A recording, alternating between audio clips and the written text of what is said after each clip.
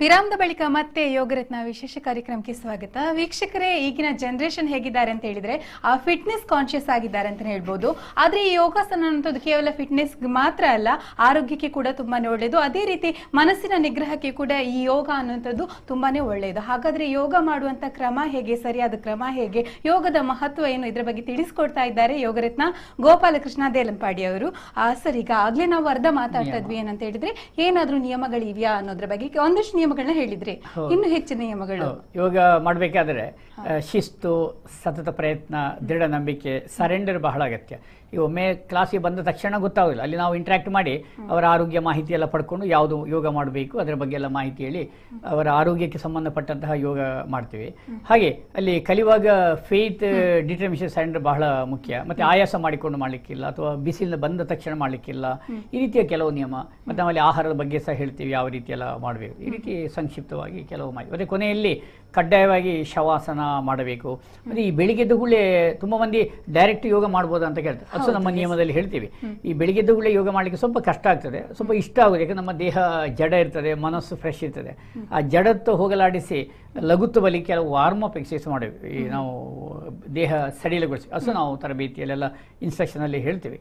ಮತ್ತು ಯೋಗದ dress code ಇಂಥದ್ದೇ ಹಾಕಬೇಕು ಅಂತ ಹೇಳ್ತೀವಿ. ಯಾವುದೇ ಒಂದು ಕಾರ್ಯಕ್ರಮಕ್ಕೆ ಒಂದು ಡ್ರೆಸ್ ಕೋಡ್ ಇರ್ತದೆ. ಹಾಗೆ ಯೋಗಕ್ಕಿಂತವರೇ ಸಡಿಲ ಬಟ್ಟೆ, ಅದು ಹತ್ತಿ ಬಟ್ಟೆ ಆದರೆ ಬಹಳ ಒಳ್ಳೆಯದು.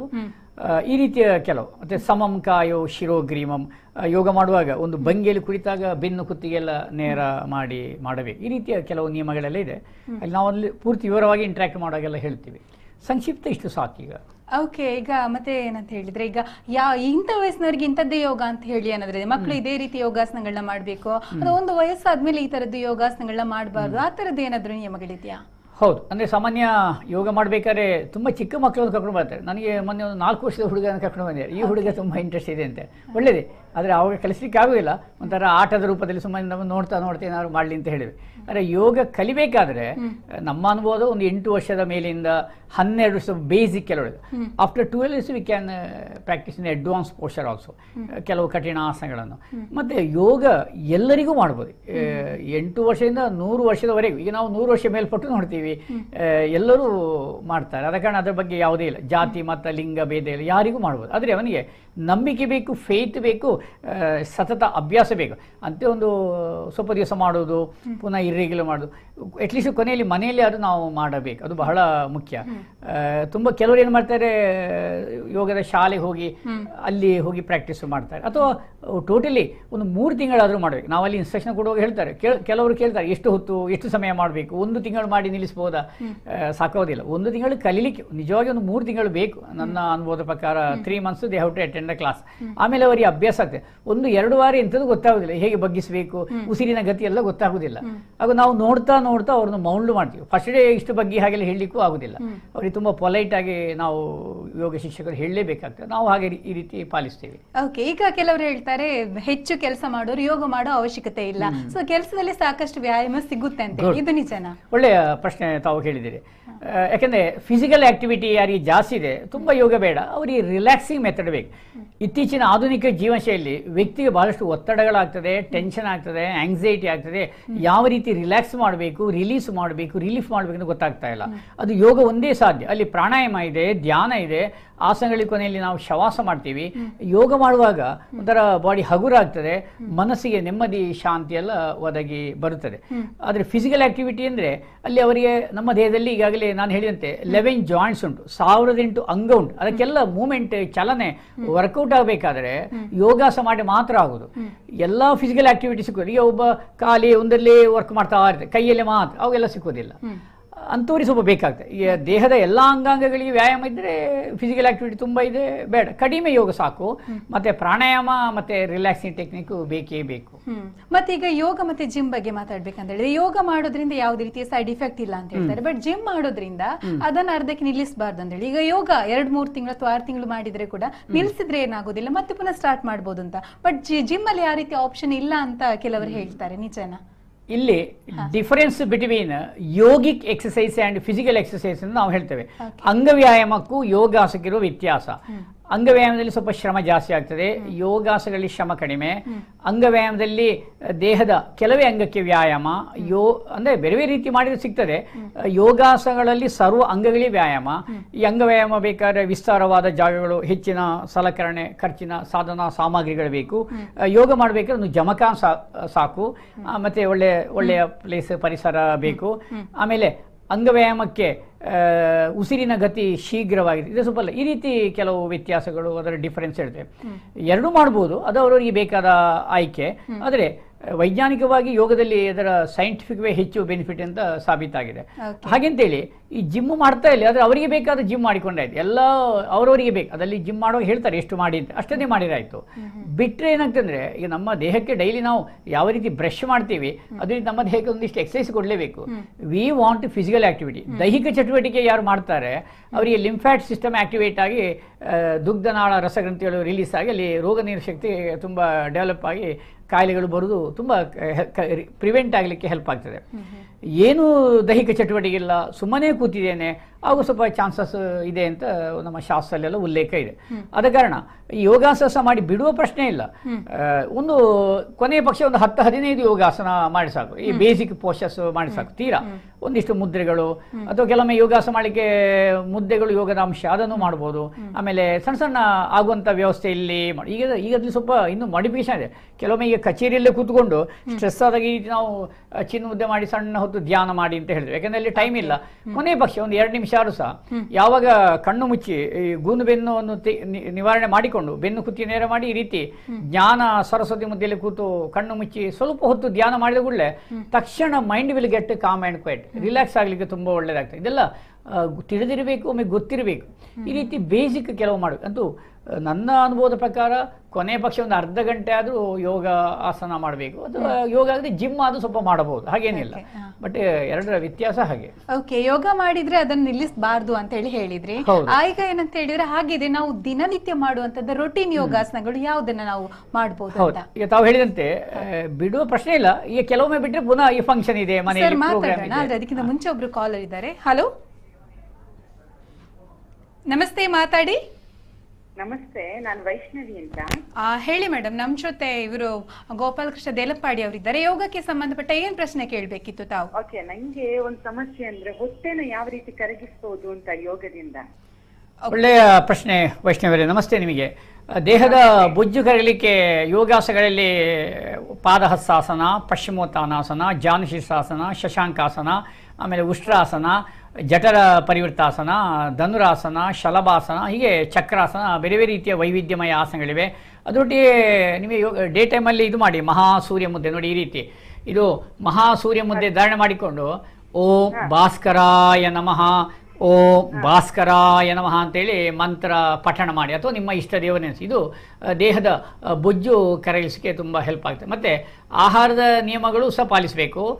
ಸತ್ವಯುತವಾದ ಸಾತ್ವಿಕ ಆಹಾರ, ಅತಿ ಹುಳಿ, ಅತಿ ಖಾರ, ಅತಿ ಮಸಾಲೆ ಬೇಡ. ಹಸಿವೆ ಯಾದಾಗಲೇ ತಿನ್ನಿ. ಅಲ್ಲ, ತಿನ್ನಬೇಕು. ನೀವು ತಿನ್ನದೇ ಇರುವುದು ಬೇಡ. ಆದರೆ ತಿನ್ನುವಾಗ ಹಸಿವೆ ಯಾದಾಗಲೇ ತಿನ್ನಿ. ಮತ್ತು ತಿನ್ನುವಾಗ ನಮ್ಮ ಸಲೈವ ಒಳಗೆ ಹೋಗಬೇಕು, ಯಾಕಂದರೆ ಬಾಯಿ ಮುಚ್ಚಿ ತಿನ್ನಬೇಕು. That time no TV, no radio, no talking, no mobile. ಸ್ವಲ್ಪ ಅದನ್ನು ಪಾಲಿಸಿ. ಯಾವಾಗ ನಮ್ಮ ಸಲೈವ ಬಾಯಿ ದೇಹದ ಶರೀರ ಹೊಟ್ಟೆ ಒಳಗೆ ಹೋಯಿತು, ಆವಾಗ ಬ್ಲಡ್ ಪ್ಯೂರಿಫೈ ಆಗಿ ಒಬೆಸಿಟಿ, ಥೈರಾಯ್ಡ್ ಎಲ್ಲ ಹೀಲ್ ಆಗಲಿಕ್ಕೆ ಅಂದರೆ ಬರುವುದು ತುಂಬ ಕಡಿಮೆ ಆಗ್ತದೆ. ಹಾಗೆ ಪಾಲಿಸಿ. ಬಾಣಂತಿಯವರು ಯೋಗ ಮಾಡಬಹುದಾ, ಹೇಗೆ? ಬಾಣಂತಿಯವರು ಒಂದು 3 ತಿಂಗಳೆಲ್ಲ ಆಗಬೇಕು. ಸಣ್ಣ ಧ್ಯಾನ ಪ್ರಾಣಾಯಾಮ ಎಲ್ಲ ಮಾಡು, ಯೋಗಾಸನ ಮಾಡೋದು ಬೇಡ. ಆದರೆ ಮುದ್ರೆ ಮಾಡ್ಬೋದು 1 ತಿಂಗಳ ನಂತರ. ಈ ರೀತಿಯ ಪ್ರಾಣ ಮುದ್ರೆ ತುಂಬ ಮಂದಿ ಹೇಳ್ತಾರೆ, ಇದು ನಿತ್ರಾಣ ಆಗ್ತದೆ, ಆಯಾಸ ಆಗ್ತದೆ, ಬಳಲಿಕೆ ಆಗ್ತದೆ, ಒಂಥರ ಟಯರ್ಡ್ ಆಗೋದಕ್ಕೆ ನೋಡಿ ಈ ರೀತಿ ಪ್ರಾಣ ಮುದ್ರೆ. ಇದು ಪ್ರಾಣಶಕ್ತಿ ಹೆಚ್ಚಾಗಲಿಕ್ಕೆ, ನಿತ್ರಾಣ ಕಡಿಮೆ ಆಗಲಿಕ್ಕೆ, ಆಯಾಸ ಪರಿಹಾರ ಆಗಲಿಕ್ಕೆ, ವಿಟಮಿನ್ ಕೊರತೆ ಎಲ್ಲ ಮೆತ್ತಗೆ ಮಾಡಬೇಕು. ಅಗ್ರಭಾಗದ ನರತಂತುಗಳು ನಮ್ಮ ಬ್ರೈನಿಗೆ ಅಟ್ಯಾಚ್ ಆಗಿದೆ. ಈ ಮುದ್ದೆಯನ್ನು ಯಾವ ಹೊತ್ತಿಯೂ ಮಾಡ್ಬೋದು, ಎನಿ ಟೈಮ್, ಎನಿವೇರ್. ಸಾಧ್ಯವಾದರೆ ಹೇಳಿ, ಮಂತ್ರ ಹೇಳಿಸೋ ಒಳ್ಳೆಯದು ವೈಷ್ಣವರೇ. ಓಂ ಹಿರಣ್ಯ ಗರ್ಭಾಯ ನಮಃ, ಓಂ ಹಿರಣ್ಯ ಗರ್ಭಾಯ ನಮಃ. ಇದು ನಮ್ಮ ಉಚಿತ ಟೈಮಲ್ಲಿ ಹೇಳಿ, ಫ್ರೀ ಟೈಮಲ್ಲಿ ಹೇಳಬಹುದು. Okay sir. ಇನ್ನೊಂದು ಅಂದ್ರೆ, ಈಗ ನಾವು ಯೋಗ ಒಂದ್ಸಲ ಸ್ಟಾರ್ಟ್ ಮಾಡ್ತೀವಿ, ಆಮೇಲೆ ಬಿಡೋದು, ಮತ್ತೆ ವಾಪಸ್ ಮಾಡೋದು, ಈ ರೀತಿ ಇದರಿಂದ ಏನಾದ್ರು ಪ್ರಾಬ್ಲಮ್ ಆಗುತ್ತಾ, ಹೇಗೆ ನಮ್ಮ ದೇಹಕ್ಕೆ? ಇಲ್ಲ, ಹಾಗೇನು ವಿಶೇಷ ಬರೋದಿಲ್ಲ. ಈ ಯೋಗ ಮಾಡ್ತಾ ಇದ್ದ ವ್ಯಕ್ತಿ ಬಿಟ್ಟಾಗ ಏನಾಗ್ತದೆ, ಸ್ವಲ್ಪ ಹೊಟ್ಟೆ ಬರುವ ಸಂಭವ ಜಾಸ್ತಿ, ಪುನಃ ದೇಹ ಜಡ ಆಗ್ತದಲ್ಲ.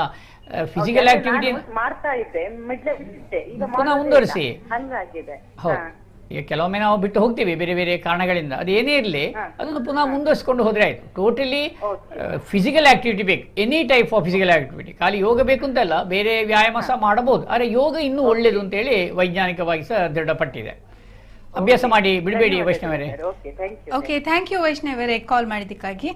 ಎಸ್, ನಾವು ಮಾತಾಡ್ತಾ ಇದ್ವಿ ಸರ್, ಏನಂತ ಹೇಳಿದ್ರೆ ರೊಟೀನ್ ಯೋಗ, ದಿನನಿತ್ಯ ಯಾವ ರೀತಿಯ ಆಸನಗಳನ್ನ ಮಾಡ್ಬೋದು ಅಂತ ಹೇಳಿ. ಸಾಮಾನ್ಯ ಹೆಲ್ದಿ ಪರ್ಸನ್ಗೆ ತಾಡಾಸನ, ವೃಕ್ಷಾಸನ, ಅರ್ಧಚಕ್ರಾಸನ, ಪಾದಹಸ್ತಾಸನ, ಅರ್ಧಕಟಿ ಚಕ್ರಾಸನ, ಮತ್ತು ತ್ರಿಕೋಣಾಸನ, ಇನ್ನೂ ಟೈಮ್ ಇದ್ದರೆ ವೀರಭದ್ರಾಸನ, ಇದೆಲ್ಲ ಬೇಸಿಕ್ ಸ್ಟ್ಯಾಂಡಿಂಗ್ ಪೋಸ್ಚರ್ಸ್ ಮಾಡಬಹುದು.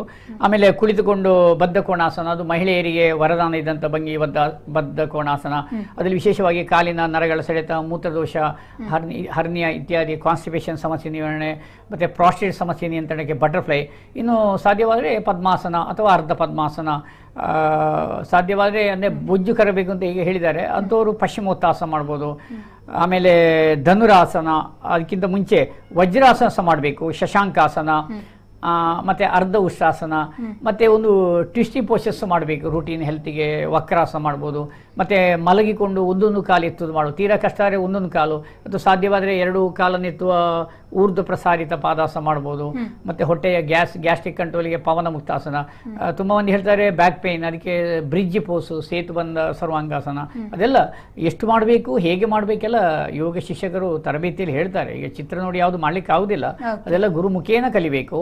ಆಮೇಲೆ ಮಕರಾಸನ, ಭುಜಂಗಾಸನ, ಈಗ ನಾನು ಹೇಳಿದ ಧನುರಾಸನ. ಇನ್ನೊಬ್ರು ಕಾಲ್ ಇದ್ದಾರೆ, ಮಾತಾಡೋಣ. ಹಲೋ, ನಮಸ್ಕಾರ. ನಮಸ್ತೆ. ಮಾತಾಡಿ, ತಮ್ಮ ಹೆಸರು? ಗಣೇಶ್ ಅಂತ ಹೇಳಿ, ಬಂಟ್ವಾಳ. ಓಕೆ, ಮಾತಾಡಿ. ನಮ್ಮ ಜೊತೆ ಯೋಗರತ್ನ ಗೋಪಾಲಕೃಷ್ಣ ದೇಲಂಪಾಡಿ ಅವರಿದ್ದಾರೆ, ಯೋಗಕ್ಕೆ ಸಂಬಂಧಪಟ್ಟ ಪ್ರಶ್ನೆಗಳನ್ನ ಕೇಳ್ಬೋದು. ನಮಸ್ತೆ ಗಣೇಶ್, ಹೇಳಿ. ಸರ್, ಇವಾಗ ಎಲ್ರಿದ್ದು ನೆನಪಿನ ಶಕ್ತಿ ಕುಂಠಿತ ಆಗಿದೆ. ಇವನ್ ನಂದು ಕೂಡ. ನನ್ಗೆ ಇವಾಗ 30 ವರ್ಷ ವಯಸ್ಸು.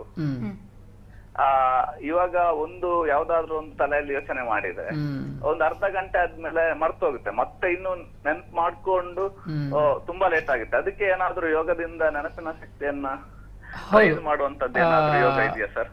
ವಯೋಮಾನ ಸಹಜಲ್ಲಿ ಒಂದು 50, 60, 70 ಮರೆತು ಹೋಗುದು. ಅದೇ ಯುವ ಜನತೆಗೆ ಯಂಗ್ಸ್ಟರ್ಸ್ ಎಲ್ಲ ಮರೆತು ಹೋಗಬಾರ್ದು. ಯಾಕಂದ್ರೆ 15 ವರ್ಷ, 20 ವರ್ಷ, 30 ವರ್ಷ ಮರೆತು ಹೋಗಬಾರ್ದು. ಯಾಕಂದ್ರೆ ನಮ್ಮ ಬ್ರೈನಲ್ಲಿ 4 ಭಾಗ ಇದೆ: ಫ್ರಂಟಲ್ ಲೋಬಿ, ಒಕ್ಯುಪೇಟಲ್ ಲೋಬಿ, ಟೆಂಪರ್ ಲೋಬಿ, ಪ್ಯಾರಟಲ್ ಲೋಬಿ. ಈ ಫ್ರಂಟಲ್ ಲೋಬಿ ನಮ್ಮ ಕ್ರಿಯೆಗಳು. ಒಕ್ಯುಪೇಟಲ್ ಲೋಬಿ ನಾನು ನೋಡಿದ್ದು. ಈಗ ನಾನೊಂದು ವ್ಯಕ್ತಿಯನ್ನು ನೋಡಿದರೆ ಬಾಲ್ಯದಲ್ಲಿ, ಅದನ್ನು ಅವನು 1 ವಾರ 2 ವಾರ ಇದೆ, ಅವ್ನು ಹೇಳಬೇಕಂತ ಹೆಸರೆಲ್ಲ ಗೊತ್ತೇ ಇಲ್ಲ ಅಂದರೆ ಸಮ್ ನ್ಯೂರಾನ್ ವೀಕ್ ಅಂತ ಲೆಕ್ಕ. ಅದಕ್ಕೆ ನೆನಪು ಶಕ್ತಿ ಹೆಚ್ಚಾಗಿಸಲಿಕ್ಕೆಲ್ಲ ಈ ಯೋಗಾಸನಗಳಲ್ಲಿ ಪಾದಹಸ್ತಾಸನ, ಶಿರಸ್ಸಿಗೆ ರಕ್ತ ಸಂಚಲನ ಆಗೋದು ಸ್ವಲ್ಪ ಹೆಲ್ಪ್ ಆಗ್ತದೆ. ಶಶಾಂಕಾಸನ, ಅಧೋಮುಖ ಶ್ವಾನಾಸನ ಎಲ್ಲ ಮಾಡ್ಬೋದು.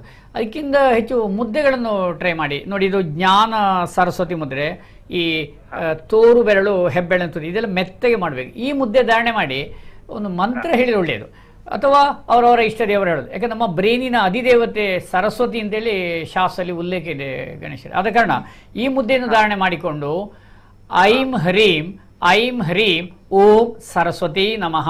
ಯಾಕಂದರೆ ಸರಸ್ವತಿ ನಮ್ಮ ಆರಾಧ್ಯ ಬ್ರೈನಿನ ಅಧಿದೇವತೆ ಅಂತೇಳಿ ಶಾಸ್ತ್ರ ಇರುವ ಕಾರಣ ಐಂ ಹ್ರೀಂ ಓಂ ಸರಸ್ವತಿ ನಮಃ. ಅಥವಾ ಇಷ್ಟ ದೇವರನ್ನು ಹೇಳಿ, ಅಥವಾ ಮಂತ್ರ ಬೇಡ, ಸುಮ್ಮನೆ ಚಿನ್ಮುದ್ದೆ ಧಾರಣೆ ಮಾಡಿ. ಯಾಕಂದರೆ ಇದು ಅಗ್ನಿತತ್ವ, ಇದು ವಾಯುತತ್ವ, ಇದು ಮೇಷರಾಶಿ ಅಲ್ಲ, ಇದು ಶುಕ್ರಗ್ರಹ ಮೇಷರಾಶಿ, ಇದು ಗುರುಗ್ರಹ. ಇದು ಜೋಡಣೆ ಆಗುವಾಗ ಅಲ್ಲಿ ನಮ್ಮ ನ್ಯೂರಾನ್ ಈ ಬೆರಳಿನ ಅಗ್ರಭಾಗದ ನರತಂತುಗಳು ಬ್ರೈನಿಗೆ ಜೋಡಣೆ ಆಗ್ತದೆ, ತಕ್ಷಣ ಅಲ್ಲಿ ಆಕ್ಟಿವೇಟ್ ಆಗ್ತದೆ. ಇದೊಂದು 10 ನಿಮಿಷ, 20 ನಿಮಿಷ, ಒಂದು 40 ನಿಮಿಷ ಮಾಡಿ.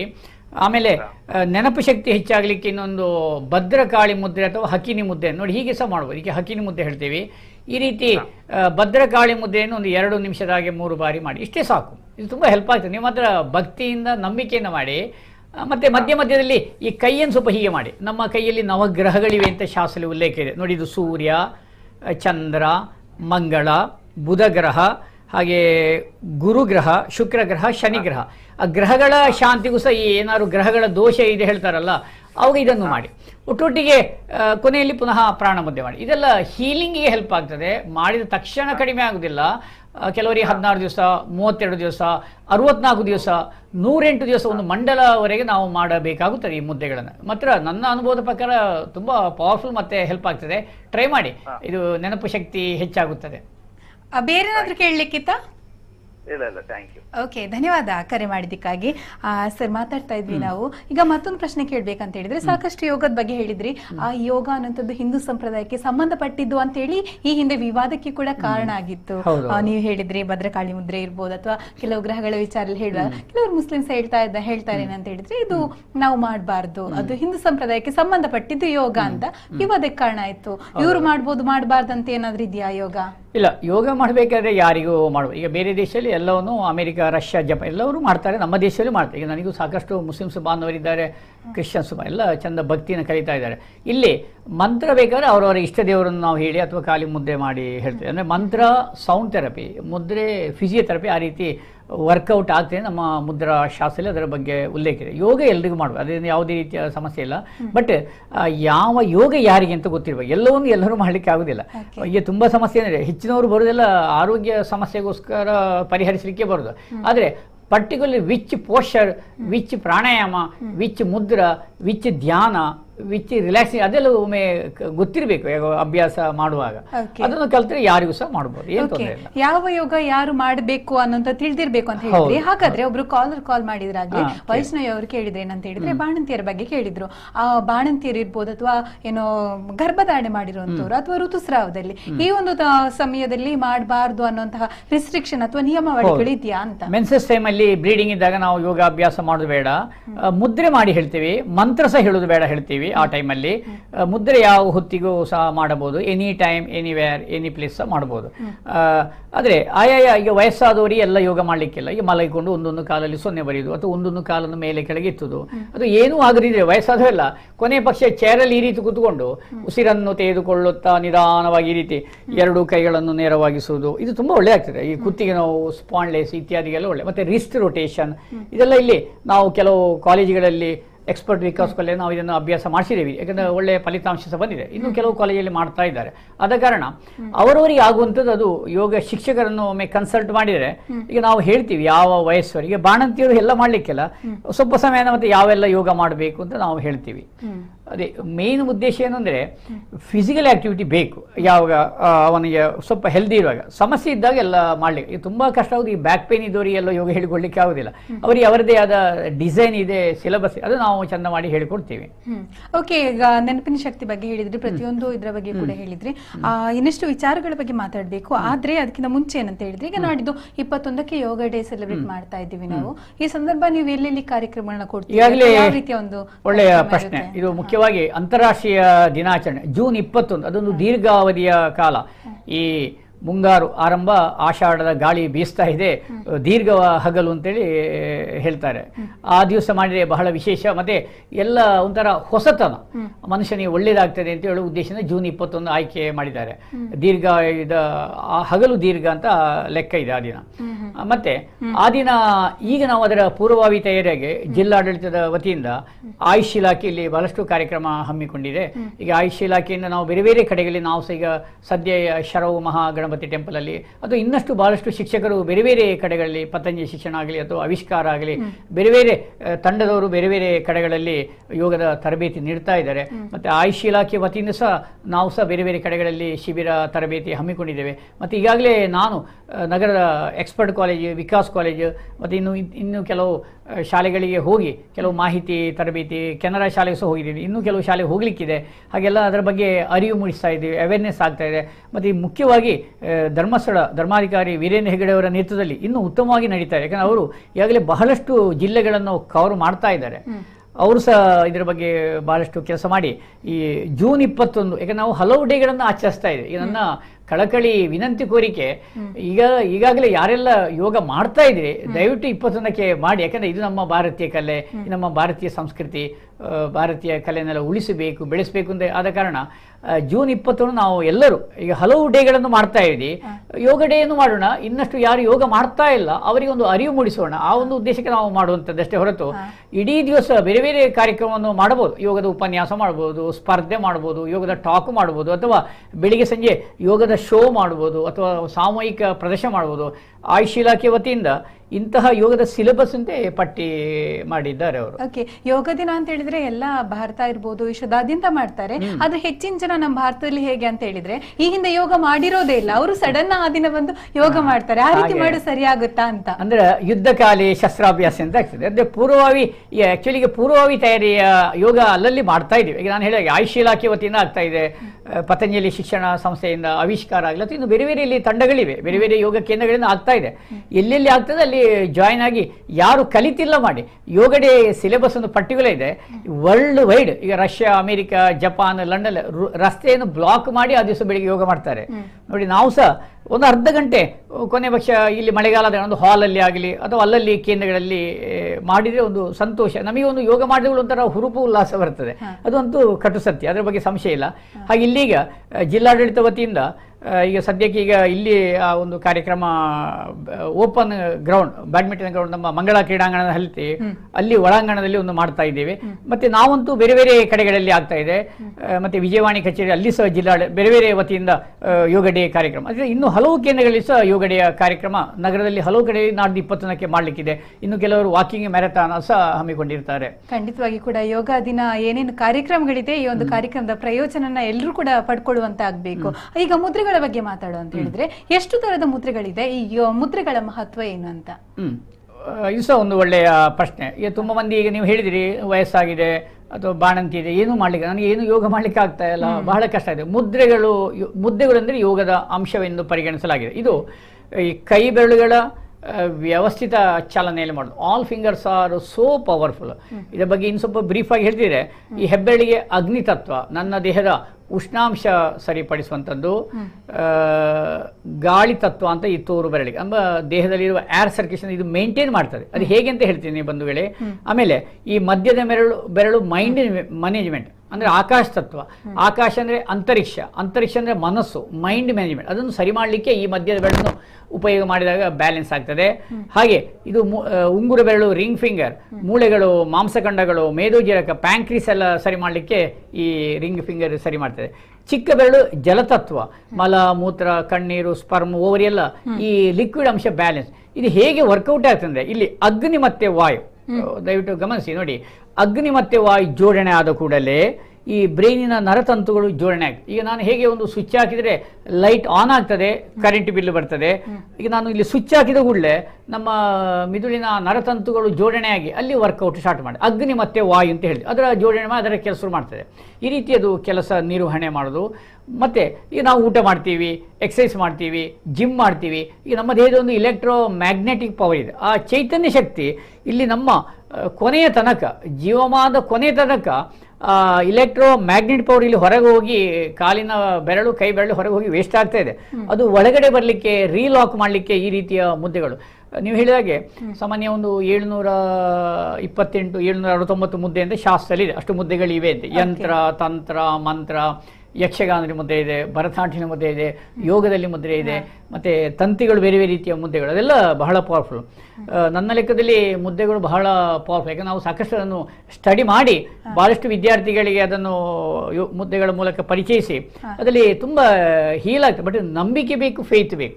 ಹಾಗೆ ಹೆಚ್ಚಿನ ಮುದ್ರೆಗಳು ನಾವು ದಿನನಿತ್ಯದಲ್ಲಿ ಉಪಯೋಗ ಮಾಡುವಂಥದ್ದು ಯಾವುದು, ಅಥವಾ ಆರೋಗ್ಯಕ್ಕೆ ಒಳ್ಳೆಯದಾಗಿರುವಂಥದ್ದು? ಸರಿ, ಸಾಮಾನ್ಯವಾಗಿ ಈ ಮುದ್ರೆ ಬಹಳ ಒಳ್ಳೆಯದು ನೋಡಿ. ಇದು ಪ್ರಾಣ ಮುದ್ರೆ ಅಂತ. ಈಗ ಪ್ರಾಣ ಶಕ್ತಿ ಹೆಚ್ಚಾಗಲಿಕ್ಕೆ, ನಿತ್ರಾಣ ಕಡಿಮೆ ಆಗಲಿಕ್ಕೆ, ಆಯಾಸ, ಇದು ಸಾಮಾನ್ಯ ಡೈಲಿ ಒಂದು 10ರಿಂದ 20 ನಿಮಿಷ ಮಾಡಬೇಕು. ಅದು ಮಂತ್ರ ಹೇಳಿದರೆ ಒಳ್ಳೆಯದು. ಓಂ ಹಿರಣ್ಯ ಗರ್ಭಾಯ ನಮಃ. ಅಥವಾ ಮಂತ್ರ ಬೇಡ, ಸುಮ್ಮನೆ ಹೇಳುವ. ಈಗ ಟಿವಿನ ಹೊಡ್ತಾ ಮಾಡ್ಬೋದು, ಅಥವಾ ಅಂತೆ ಪ್ರಯಾಣ ಮಾಡುವಾಗ ಮಾಡ್ಬೋದು. Any time, anywhere, any place. ಇದೆಲ್ಲ ಮಾಡುವಾಗ ಫೆದರ್ ಟಚ್ ಇರಬೇಕು, ಟಿಪ್ ಇರಬೇಕು, ಅಗ್ರ ಭಾಗ ಇರಬೇಕು. ಇದೆಲ್ಲ ಮಾಡುವಾಗ ಸ್ವಲ್ಪ ಬೆನ್ನೆಲ್ಲ ನೇರವಾಗಿ, ಗೂನು ಬೆನ್ನು ಈ ರೀತಿ ಮಾಡಬಾರ್ದು. ಬ್ಯಾಕ್ ಶುಡ್ ಬಿ ಸ್ಟ್ರೇಟ್ ಆಗಿರಬೇಕು, ಅದರ ಪ್ರಯೋಜನ ಒದಗಿ ಮತ್ತೆ ಉಳಿದ 2 ಬೆರಳು ನೇರವಾಗಿರಬೇಕು.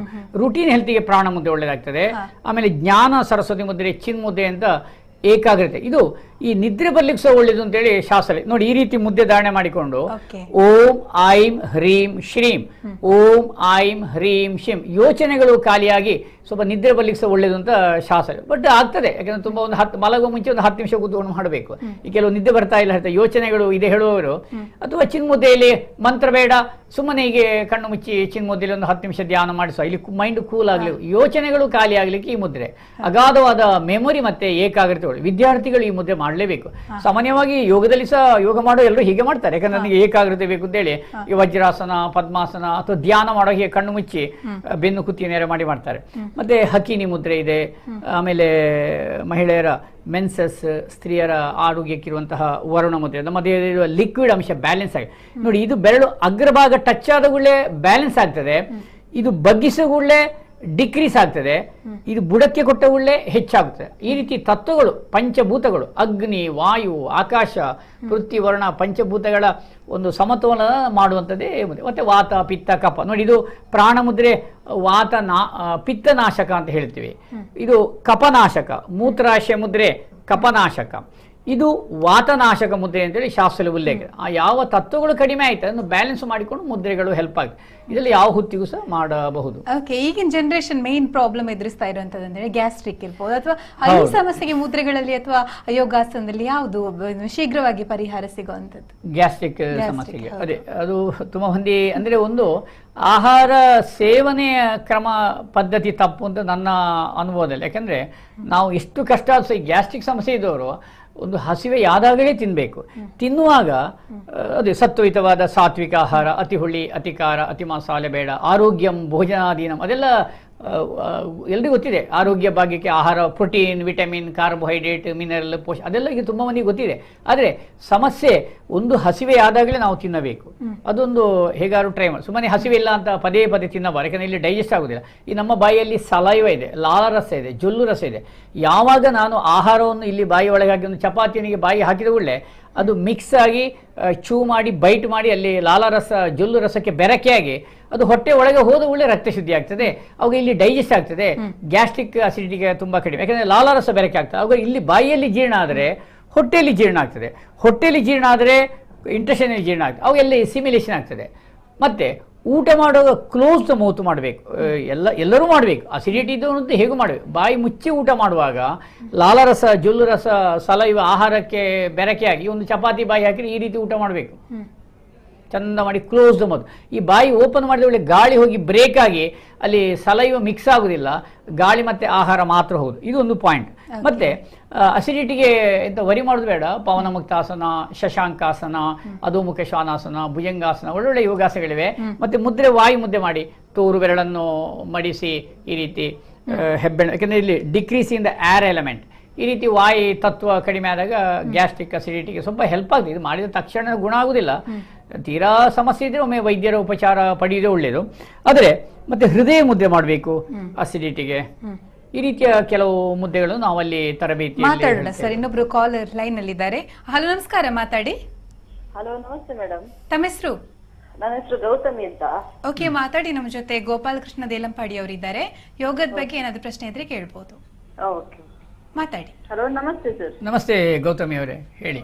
ನನ್ನ ತಂದೆಯವರ ಬಗ್ಗೆ ಮಾತಾಡ್ಬೇಕಿತ್ತು. ಹೇಳಿ. ಅವರಿಗೆ ಅಂದ್ರೆ ಅಸಿಡಿಟಿ ಪ್ರಾಬ್ಲಮ್ ತುಂಬಾ ಉಂಟು. ಆಕ್ಚುಲಿ ಅವರಿಗೆ 60 ವರ್ಷ ದಾಟಿದೆ. ಅವರಿಗೆ ಯಾವ ರೀತಿ ಯೋಗ ಮಾಡಬಹುದು ಅಂತ? ಹೌದು, ಅಸಿಡಿಟಿಗೆ ಈಗ ಜಸ್ಟ್ ನಾನು ಹೇಳಿದೆ, ಅದೇ ಒಂದು ಕ್ಲೋಸ್ ದ ಮೌತ್ ಮಾಡಿ ಊಟ ಮಾಡಲಿ, ಹಸಿವೆ ಆದಾಗಲೇ ತಿನ್ನಲಿ. ಮತ್ತು ಅವರು ಇದು ಮಾಡಿ ಮುದ್ರೆಯಲ್ಲಿ ವಾಯು ಮುದ್ರೆ ಒಳ್ಳೆಯದಾಗ್ತದೆ. ಆಮೇಲೆ ಹೃದಯ ಮುದ್ದೆ ಒಳ್ಳೆಯದಾಗ್ತದೆ. ತೀರಾ ಅಸಿಡಿಟಿ ಇದ್ದರೆ ಬೆಳಿಗ್ಗೆ ಎಂಟಿ ಸ್ಟಮಕ್ಕಲ್ಲಿ ಬೂದು ಕುಂಬಳಕಾಯಿ ಉಂಟಲ್ಲ, ಅದರ ಒಳಗಿನ ವೈಟ್ ಒಂದು 2 ಪೀಸು ಬಾಯಿ ಹಾಕಿ ಜಗದು ತಿನ್ನಲಿ, ಆವಾಗ ಅಸಿಡಿಟಿ ಕಡಿಮೆ ಆಗ್ತದೆ. ಮತ್ತು ಸ್ವಲ್ಪ ನೀರೆಲ್ಲ ಕುಡಿಲಿ ಮುಂಜಾನೆ ಹೊತ್ತಿಗೆ. ಮತ್ತೆ ಸ್ವಲ್ಪ ಲೈಟ್ ಕುಡಿತಾರೆ. ಮತ್ತೆ ಅವರು ಟ್ಯಾಬ್ಲೆಟ್ಸ್ ಎಲ್ಲ ತಗೊಳ್ತಾ ಇರ್ತಾರೆ. ಅಲ್ಲ, ಇದನ್ನೆಲ್ಲ ಮಾಡುವಾಗ ಮತ್ತೆ ವೈದ್ಯರು ಟ್ಯಾಬ್ಲೆಟ್ ಅನ್ನು ಕಡಿಮೆ ಮಾಡ್ತಾರೆ. ಮತ್ತೆ ಚಿಕ್ಕ ಚಿಕ್ಕ ಯೋಗ ಮಾಡ್ಲಿಕ್ಕೆ ಹೇಳಿ. ಈ ಮಲ ಇಟ್ಕೊಂಡು ಒಂದೊಂದು ಕಾಲಿತ್ತೋದು, ಬದ್ಧ ಕೋಣಾಸ ಮಾಡಿ, ಸಾಧ್ಯವಾದರೆ ವಜ್ರಾಸನ ಅವರಿಗೆ ಗೊತ್ತಿದ್ರೆ ಮುಂದೆ ಬಾಗುವುದು, ನೀಲ್ಡವನ್ನು ಶಶಾಂಕಾಸನ ಮಾಡ್ಲಿಕ್ಕೆ ಹೇಳಿ. ಅದೆಲ್ಲ ಒಳ್ಳೆ ಹೆಲ್ಪ್ ಆಗ್ತದೆ. ಆ ರೀತಿಯ ಭಂಗಿಗಳು ತುಂಬಾ ಹೆಲ್ಪ್ ಆಗ್ತದೆ. ಪ್ರಾಬ್ಲಮ್ಸ್ ಏನಂದ್ರೆ ಅವರಿಗೆಲ್ಲ ಸ್ಟೆಪ್ಸ್ ಎಲ್ಲ ಹತ್ತುವಾಗ ತುಂಬಾ ಒಂಥರ ಏರುತ್ತಿರು ಬಿಡ್ತಾರೆ, ಅವರಿಗೆ ಸಾಕಾಗಿ ಹೋಗ್ತದೆ. ಅಸಿಡಿಟಿ ಪ್ರಾಬ್ಲಮ್ ಬರ್ತದ? ಹೌದು, ಅಂದ್ರೆ ಏದುಸಿರು ಬರೋದಕ್ಕೆ ಹೃದಯ ಮುದ್ದೆ ಉಂಟು, ಬೆಟ್ಟ ಗುಡ್ಡ ಹತ್ತುವಾಗ. ನಾನು ಹೇಳೋದು, ಅವರು ಚಿಕ್ಕ ಚಿಕ್ಕ ಯೋಗ ಮಾಡೋದು ಒಳ್ಳೆಯದು. ಮತ್ತು ಮುದ್ರೆ ಮಾಡಲಿ, ಮುದ್ರೆ ಅವರಿಗೆ ಹಿಡಿಬೋದು. ಈಗ ನಾವು ಒಂದ್ಸಲ ಅವ್ರನ್ನು ಯೋಗದ ಮಾಹಿತಿ ತರಬೇತಿ ಪಡ್ಕೊಂಡ್ರೆ ಒಳ್ಳೆಯದು. ಯಾವ ಯೋಗ ಅಂತ ನಾವು ಅವರಿಗೆ ಹೇಳ್ತೀವಿ ಹೆಚ್ಚಿನ ವಿವರಕ್ಕೆ. ಅದಕ್ಕೆ ಸದ್ಯಕ್ಕೆ ಇಷ್ಟು ಮಾಡಿ, ಪ್ರಾಣ ಮುದ್ರೆ 10 ನಿಮಿಷ, ಚಿನ್ಮುದ್ರೆ. ಮತ್ತು ಕೆಲವೊಮ್ಮೆ ಇಷ್ಟು ಟೆನ್ಷನ್ನಲ್ಲೂ ಅಸಿಡಿಟಿ, ಈ ಕೆಲವರು ಸುಮ್ಮನೆ ಅಸಿಡಿಟಿ ಹೇಳ್ತಾರೆ, ಆ್ಯಕ್ಚುಲಿ ಅವನಿಗೆ ಅಸಿಡಿಟಿ ಇಲ್ಲ, ಯಾರೋ ಹೇಳ್ತಾರೆ ಅಸಿಡಿಟಿ ಅಂತ ಹೇಳಿ. ಅದು ಒಂದು ಕೆಲವರಿಗೆ ಭ್ರಮೆ ಆಗಿರ್ತದೆ. ಅಂಥವ್ರು ಈ ಜ್ಞಾನ ಸರಸ್ವತಿ ಮುದ್ರೆ ಒಂದು 10 ನಿಮಿಷ ಹೇಳಿ. ಸಪೋಸ್ ಆಗೇನಾದ್ರು ಮನಸ್ಸಿನ ಒತ್ತಡದಿಂದ ಆಗುವಂಥ ಈ ವರ್ಕ್ ಮ್ಯಾನೇಜಿಂದ ಟೆನ್ಷನ್ ಆದರೂ ಸಹ ಹಾಗೆ ಆಗ್ತದೆ. ಅದಕ್ಕೂ ಸಹ ಈ ಜ್ಞಾನ ಸರಸ್ವತಿ ಮುದ್ರೆ, ವಾಯು ಮುದ್ರೆ, ಹೃದಯ ಮುದ್ರೆ ಮಾಡಿ ಕಡಿಮೆ ಆಗ್ಬೋದು. ಖಂಡಿತವಾಗಿ ನಮ್ಮ ಕಾಲರಿಗೆ ಆನ್ಸರ್ ಸಿಕ್ಕಿರ್ಬೋದು ಅನ್ಕೊಳ್ತೀನಿ. ನಾವು ಮಾತಾಡ್ತಾ ಇದ್ವಿ ಏನಂತ ಹೇಳಿದ್ರೆ, ನೀವು ಆ ಯೋಗಾಸನಗಳನ್ನ ಮಾಡಿ, ಈ ಮುದ್ರೆಗಳನ್ನ ಮಾಡಿ ಅಂತ ಹೇಳ್ತಾ ಇದ್ದಾರೆ. ಹೆಚ್ಚಿನವರು ಟಿವಿ ನೋಡ್ಕೊಂಡು ಅದನ್ನ ಫಾಲೋ ಮಾಡ್ತಾರೆ. ಆದ್ರೆ ಏನಂತ ಹೇಳಿದ್ರೆ ಸೂಕ್ತವಾದ ಗುರುವಿನ ಮಾರ್ಗದರ್ಶನ ಬೇಕು, ಯೋಗಾಸನ ಮಾಡಬೇಕು ಅಂತ ಹೇಳಿದ್ರೆ ತಾವೇನ್ ಹೇಳ್ತೀರಿ ಸರ್? ಅಲ್ಲ, ಯಾವುದೇ ಒಂದು ವಿದ್ಯೆ ಕಲಿಬೇಕಾದ್ರೆ ನಾವು ಒಮ್ಮೆ ಗುರುಮುಖಿಯನ್ನು ಕಲಿದೊಳ್ಳೆಯಲ್ಲ. ಈಗ ಭರತನಾಟ್ಯ ಆಗಲಿ, ಯಕ್ಷಗಾನ ಆಗಲಿ, ಯಾವುದೇ ವಿದ್ಯೆ ಒಂದು ಪರಂಪರೆ ಹಾಗೆ ಶಾಸ್ತ್ರದಲ್ಲಿ ಉಲ್ಲೇಖ ಇದೆ. ಕೆಲವೆಲ್ಲ ಈಗ ಒಮ್ಮೆ ಗುರುಮುಖಿಯನ್ನು ಕಲಿತಾರೆ, ಮತ್ತೆ ಟಿ ವಿ ನೋಡಿಕೊಂಡೆ ರೆಫರ್ ಮಾಡಿ ಬುಕ್ ಓದಿ ಎಲ್ಲ ಮಾಡ್ಬೋದು. ಆದರೆ ಒಮ್ಮೆ ಕಲಿಯುವುದು ಒಳ್ಳೆಯದಂತ ನನ್ನ ವೈಯಕ್ತಿಕ ಸಲಹೆ. ಮತ್ತು ಅದು ಪ್ರತಿಯೊಂದು ಶಾಸ್ತ್ರೋಕ್ತವಾಗಿ ಕಲೀಲೇಬೇಕು. ಯಾಕೆಂದರೆ ಒಂದು ವಿದ್ಯೆಯನ್ನು ಈಗ ನಾವು ಶಾಲೆಗೆ ಹೋಗೋದು ಪ್ರತಿಯೊಂದು ಗುರುಮುಖಿಯನ್ನು ಕಲಿಯೋದಲ್ಲ, ಆ ರೀತಿ ಕಲಿತರೆ ತುಂಬ ಒಳ್ಳೆಯದು, ಏನು ತೊಂದರೆ ಇಲ್ಲ. ಓಕೆ, ಮಾತಾಡೋಣ ಒಂದು ವಿರಾಮದ ಬಳಿಕ. ವೀಕ್ಷಕರೇ, ಯೋಗರತ್ನ ಕಾರ್ಯಕ್ರಮ ಮುಂದುವರಿಯುತ್ತೆ ಪುಟ್ಟ ವಿರಾಮದ ಬಳಿಕ.